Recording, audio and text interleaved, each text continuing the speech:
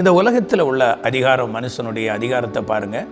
ஒரு வார்த்தையை அவர்கள் கட்டளையாய் தெரிவித்தால், சில வார்த்தைகள் ஜனங்களுக்கு புரோஜனம் அற்றதாய் காணப்பட்டால் அதை ஜனங்க ஏற்றுக்கொள்ள மாட்டாங்க இல்லையா? உலக அதிகாரம் அப்படிப்பட்ட சூழ்நிலையில் இருக்கிறது.